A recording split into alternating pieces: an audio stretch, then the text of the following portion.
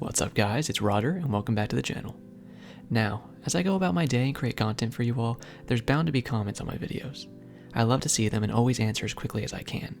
So, today I thought I'd go through some questions I've received in my videos in the past, because if one person asked the question, then somebody else out there probably has the same one. So, today I'll answer it here for everyone to see. Some of these questions also come from my Discord server, where us Blink Warlocks meet and talk about everything Blink. I'll have that linked in the description if you're interested in joining. For now, let's get started and jump into our first question.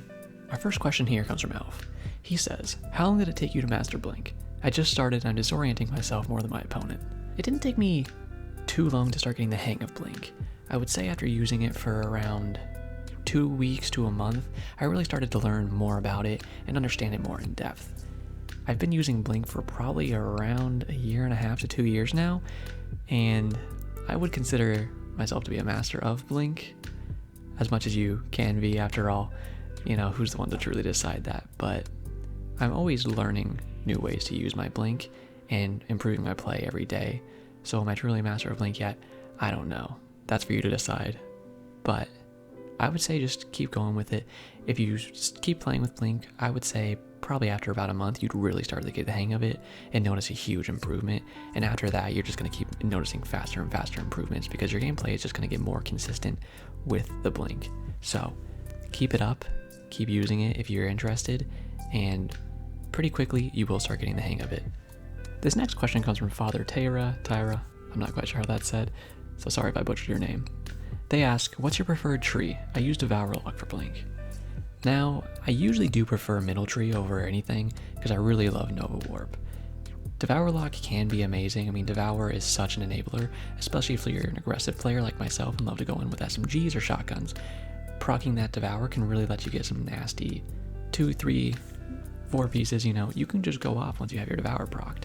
Top Tree is even crazy right now because you can use those charge Axions, and those are monumental in taking out 3 stacks when you're in trials alone, like I play a lot.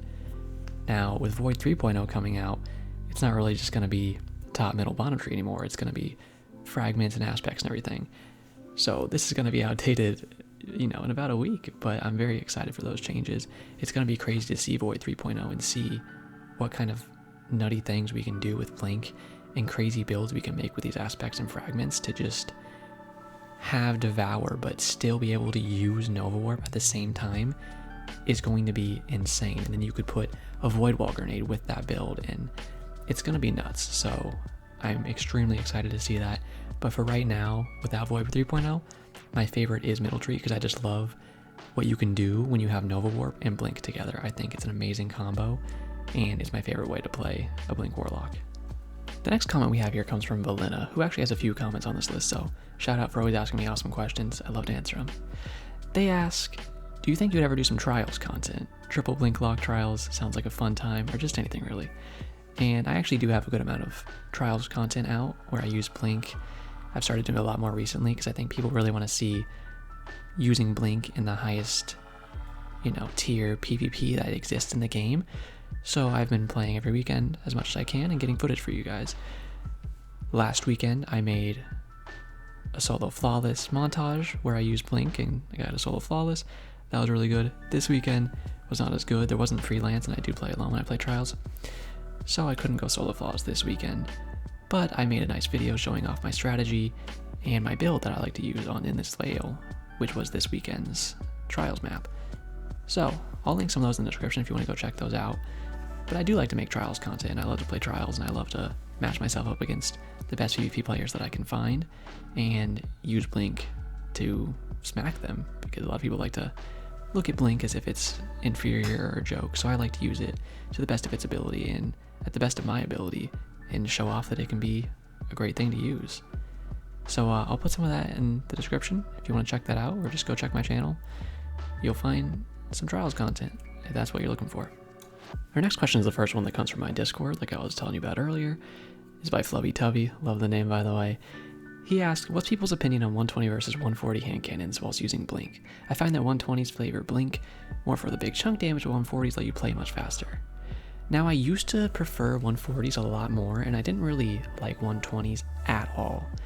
But and the gameplay you're seeing right now even, I've been using this Igneous Hammer so often lately, and it's become my go-to hand cannon, and I've actually fallen out of favor with 140s a little bit. The range you can get with the 120s is insane to me, and the fact that you can do 2 heads and a body and get a kill is nuts and very satisfying. I do like the 140s if you want to take those mid-range engagements instead of the long range, because when you do get up close to those mid-range engagements, you can start whiffing some shots with the 120s because it'll be so close and it's more zoom on these hand cannons. So I understand people want to play faster, you want to get closer, you're gonna like the 140s. And I do like a lot of 140s. Thorn is one of my favorite hand cannons in the game. I used to love Ace of Spades. I don't use it as much now, but you know, those are great hand cannons. But overall, I am preferring 120s nowadays, but that'll always change in the future. You know, new guns come out that win your heart, but for right now, the Igneous Hammer has mine. Now, this next question here comes from Hamish Smith, and he says, "Hey Roger, just wondering why you prefer lightweight frame shotguns with blink. I find a lot of success with slugs. I use the extra range blink past my enemy and make them have to turn around. Thanks." Well, you're welcome, but I'll tell you, I prefer lightweight frames because I think they go perfectly with blink. I think that they enable you to use the perfect blink style that I like to play with, which is extremely fast and quick and loose. And by that I mean, I like to get up on enemies, just like you might have saw with the gameplay right there, using a Fractithist. When I have my lightweight frames on, for instance my Retrofuturist, which I really like, or the 7th Seraph shotgun as well, or the Wastelander, which is a good kinetic option, those allow you to go faster and get right on top of your enemies and shoot quicker as well. The thing with the slug shotguns for me is, you can shoot once and take a guy out, but then the next guys next to you will probably take you out. With a fast shooting shotgun that's a lightweight frame, I can get closer to them faster, and then once I'm on top of them, I can take them out faster because I can take them both out with one pump from a lightweight frame shotgun, if I'm quick enough and accurate enough. Now I usually prefer a quick draw and snapshot roll on my lightweight frame shotguns, which allows me to take them out very quickly, especially with the handling you get coming out of a blink with your Astro Sight. You're going to fly those lightweight frame shotguns out extremely quickly, and then after you have them out with the snapshot, you can aim down sights very quickly and get a really nice full pellet attack on somebody and take them out a lot of the time, which I don't necessarily see people doing with slug shotguns as much. So that's why I prefer lightweight frame shotguns. I think they enable the blink playstyle that I prefer and what I think might be the best blink playstyle. And I think they make it viable, and I think they make it really, really good. But if you like slugs, then run them. Whatever you are using successfully, run that weapon, because you can try what I like all day and I can try what you like all day, but at the end of the day, it's about what you play well with.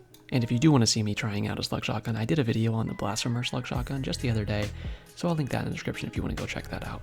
Now here we had a comment by Ideal Games. He says, question, so when you are in hallways with ceilings like on Exodus Blue or Wormhaven, what is the best way to blink inside hallways? I always seem to fumble and get shot because I can't get away from hitting my head. Can you use blink like how Dawnblade used it for quick strike back into cover, or will it always pull you up? Now, I did make a full map guide off this comment for Wormhaven where I really go over how to blink inside of those hallways, because I understand it can be difficult to blink in those hallways sometimes, but what you need to understand is that it's not always going to pull you straight up. Blink is completely momentum based, so when you are jumping straight up, it's going to pull you straight up when you click that blink. So you need to let yourself fall and do a late blink, which if you don't know what a late blink is, I have a whole video in my Book of Blink series covering all the blink terminology. I'll put that in the description as well. A lot of stuff for you guys to watch, but I've made a lot of content for blink, so I'm gonna plug it. And if you do those late blinks, then you'll be able to slide right under these door frames with not much of a problem. The thing with a lot of these hallways is the ceilings are high enough to initially jump and start your blink. It's just getting through the doorways that's the hardest part. So as long as you click your blink late enough and you're looking downwards is another big key there. Depending on where you are looking, it will drag you there as well. If you're looking up, you will probably hit the wall and not get under the doorways. But if you pull your head down, that'll pull your hitbox down a little bit as well. You usually will make it under those doors. So that's all you need to do for that. As for the Icarus dash part, you can't do something as fluid as quick as that, but you can do a quick blink where you just press your second jump key press, which would be, A or X on a PlayStation controller. I'm not quite sure about that. I was never a PlayStation guy. Or of course, spacebar on PC. And when you press it the second time, it's going to activate your blink. And if you do it quickly as possible, you can use it for combat situations and get back to cover really fast or get around an enemy really fast and keep engaging. And that's the closest thing we have to an Icarus Dash, and it is highly effective. You can't strafe glide with it like you can with an Icarus Dash, but you have so much speed and flank potential with the blink that you don't really need to be able to do things like that. So all in all, just watch your head when you're jumping and don't go blinking straight up, because of course you're going to clunk your head on the ceilings. Just be aware of your surroundings. You're going to learn the maps as you play longer, and you're going to learn exactly with that muscle memory how to use blink on any part of any map.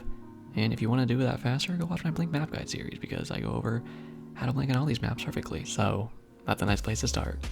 Well, hopefully you learned something, and maybe one of these questions I answered today, you even had yourself at some point. I have many more comments, so I will definitely be making a part 2 to this. If you want to see your own question in the next video, then don't be afraid to drop it down in the comments or in the Discord server. I love to interact with you guys and appreciate all the engagement that you provide my content.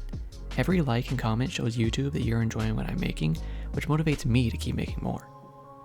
Thank you all for watching, subscribing, and anything in between. And with all that said, it's time for me to wrap this one up. Have a great day, Guardians.